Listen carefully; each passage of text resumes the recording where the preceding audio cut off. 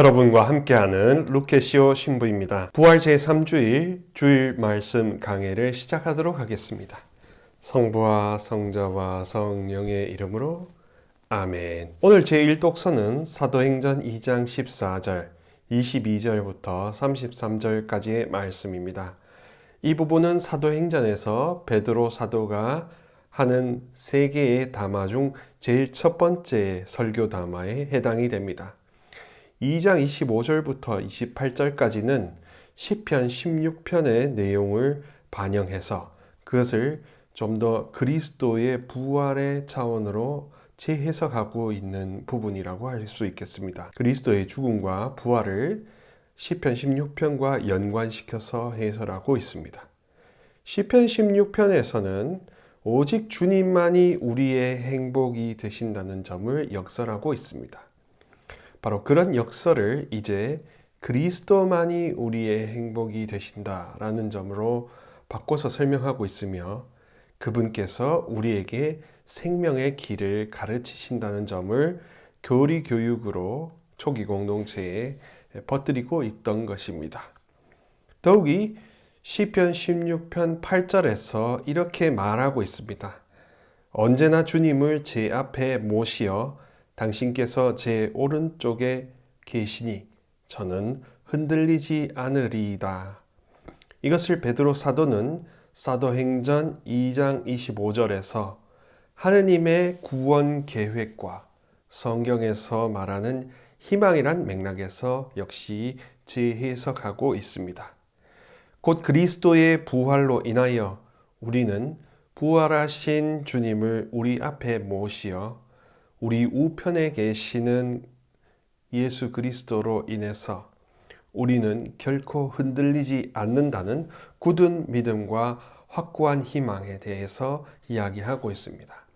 그래서 다윗이 미래에 도래할 메시아를 찬송하였던 그것을 상기하면서 이제 신약의 백성들인 우리들은 베드로 사도는 이미 경험한 예수 그리스도의 부활로 통해서 다윗이 예고하던 미래의 메시아가 이제 예수 그리스도로 실현이 되었다라고 이렇게 이야기하고 있습니다. 이런 차원에서 구약은 미리 약속하는 것이고 신약은 그 약속의 성취라는 연속성의 모델이 성립이 되겠죠. 제2독서는 베드로 1서 1장 17절부터 21절까지의 말씀입니다. 베드로 사도는 소아시아 그리스도교 공동체의 그리스도인들 그리고 믿는 이들을 여기서 격려하고 권고하고 있습니다. 19절에서 흠없고 티 없는 어린 양 같으신 그리스도의 고귀한 피로 우리가 믿음을 얻게 되었는데 그 피 때문에 죄와 죽음의 사슬에서 우리가 자유로워졌다라고 이야기하고 있습니다. 그리스도의 보혈이 재차 우리 삶을 자유롭게 만들었다는 이야기를 펼쳐나가고 있는 것입니다. 그리하여 21절 말씀처럼 하느님께서는 그리스도를 죽은 이들 가운데서 일으키시고 영광을 주시어 믿는 이들의 믿음과 희망이 하느님을 향하게 해 주셨다고 선포합니다. 그렇게 그리스도께서는 모든 구원과 희망의 시작이요 원천이 되시는 거죠. 이는 다시 한번 세리성사로 인해서 가능하게 된다는 점을 우리가 상기할 필요가 있겠습니다. 따라서 세례로부터 피어나는 구원의 희망은 우리가 생각하는 것보다 훨씬 더 강력하다는 점을 베드로 사도도 알려주고 있고 현재의 교회도 일깨워주고 있는 게 사실입니다. 지상에서 순례자 나그네처럼 살되 항상 세례로 인해서 받게 되는 그리스도의 자유, 그리스도인의 자유라는 것 또한 그 자유에 대한 희망, 갈망은 영원히 사라지지 않는다라는 진리 이것이 우리에게 굳은 믿음으로 자리 잡아야 우리가 확고한 그리스도인으로 자유롭고 그리고 희망을 꺼트리지 않고 행복하게 살아갈 수 있다는 영적인 행복의 비결이 된다고 할 수 있겠습니다. 오늘 복음은 루카복음 24장 13절부터 35절까지의 말씀입니다. 엠마오로 떠나는 제자들의 에피소드를 그리고 있습니다. 오늘 복음에서 나오는 제자들 특별히 클레오파와 다른 제자는 루카복음에서 독특하게 그리고 있는 72 제자 가운데 2명이라고 합니다. 그들은 자신의 스승이요 메시아이신 예수님의 십자가 처형 후에 망연자실하고 슬픈 얼굴로 걷고 있었습니다. 클레오파와 다른 익명의 제자는 그리하여 아주 비관적이고 낙심해서 자신의 믿음이 약화되어 희미해져 버린 채로 그렇게 걷고 있었습니다. 절망을 간직한, 절망을 맛본 신자의 전형이라고 생각하면 되겠습니다. 이제 그들은 희망을 잃고 의심과 불신의 바다에 침몰한 돛담배와 같이 그렇게 쓰러져 가고 있었습니다. 그리하여 그들에게 십자가는 부끄럽고 추문의 대상이며 우울의 상징이 되었습니다. 그들이 보기에 예수님은 아주 처음에는 말씀과 행정이 뛰어나시고 강력하시기 때문에 엄청난 희망을 걸었지만 대사제들과 권력자들 앞에서 한없이 약하게 무너 쓰러지는 모습을 보고 굉장히 큰 실망을 하게 되었겠죠. 그런 모습이 자신들로서는 도저히 이해가 되지 않고 납득이 되지 않았던 것은 인간적으로 우리가 충분히 이해할 만합니다. 그래서 십자가는 그들에게 자신의 판단이 어리석었다라는 그런 오류의 상징으로, 절망의 상징으로 각인되었을 것입니다. 바로 이런 절망과 좌절에서 우리가 예수님이 그 제자들 곁에 동반하시는 모습을 보게 됩니다. 그들은 불신과 의심으로 눈이 가려져 있었기 때문에 아직까지 자신을 동반하시는 분이 자신들이 그렇게 믿고 따랐던 스승이라는 분을 모르고 있던 거죠. 성경에 나타난 여러 신비들에 대하여 부활하신 예수님께서 자세하고도 자상하게 설명해 주십니다. 그런 설명을 들으면서 절망에서 조금씩 해독이 되기 시작하는 겁니다. 비관에 우리도 중독되면 비관적인 것만 보게 될 거고, 비관에서 자꾸 희망으로 넘어올수록 마음이 열리고 더 큰 진리를 인식할 수 있게 되기 때문에 우리가 얼마나 비관적인가, 또 희망에 더 벅차 있는가, 이것에 따라서 알아보는 인식의 차이도 크다는 점 아울러 알려드리고자 합니다. 그렇게 제자들이 예수님의 그런 자세한 말씀의 해설을 들으면서 마음이 점점 벅차오릅니다. 근데 이제 그분을 저녁 무렵에 함께 머물자고 초대해서 같이 식사 자리가 되었을 때 바로 그때 클라이막스가 이루어지죠. 예수님께서 빵을 쪼개시자마자 그때서야 드라마틱하게 제자들의 희망의 믿음, 눈이 완전히 다시 뜨였던 것입니다. 그럴 때 그 절망의 영혼이 다시금 희망과 믿음의 영혼으로 부활하게 되는 거죠. 자신들이 또한 부활하게 되는 겁니다. 그런 희망의 급전개를 통해서 이제 이 으뜸 사도 베드로와 다른 사도들에게 우리가 예수님에 대한 목격 증인이 되었다는 것을 알려줍니다. 급하게 달려가게 되는 거죠.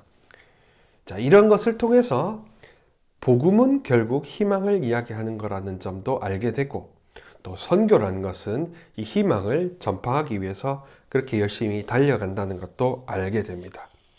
선교사란 다름 아닌 언제 어디서나 희망을 전파하는 사람이라는 것이 드러나게 됩니다. 곧 끝없이 우리를 생지옥으로 끌고 가는 절망의 어두움에 있더라도 언제 어디서나 그때 늘 그때라도 늘 함께 하셨다. 누가? 예수님께서, 하느님 아버지께서, 성령께서, 그것이 우리에게 희망이 꺼지지 않는다는 보증수표가 된다는 점도 알아두시면 좋겠습니다.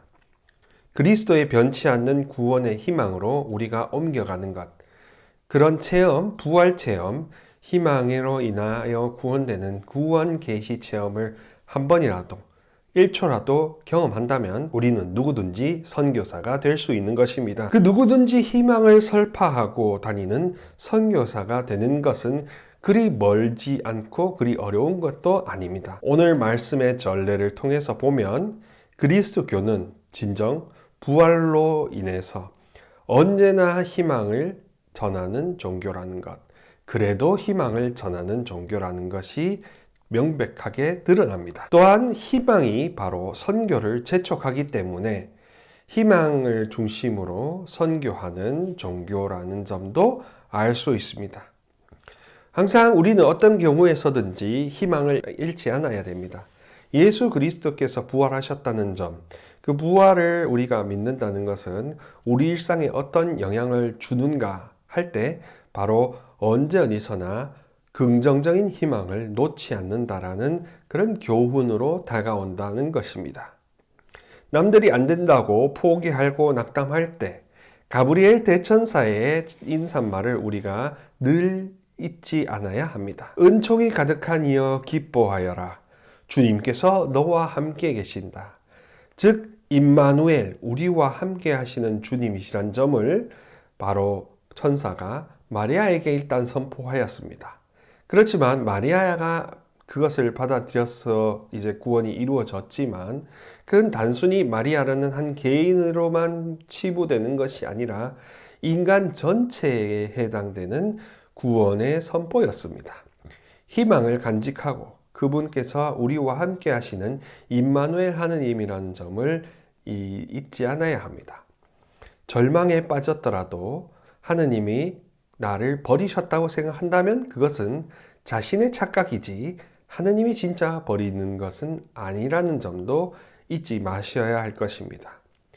이런 동반에 대한 믿음, 언제나 우리 곁에 지켜주신다는 그런 믿음, 현존에 대한 믿음, 임마누엘 하느님이라는 점에 대한 믿음, 이것이 우리를 꺼지지 않는 희망으로 인도하고 이 꺼지지 않는 희망이 지상에서부터 천상까지 낙원으로 되돌아가게 해주는 이정표가 될 것이라 믿어 의심치 않습니다.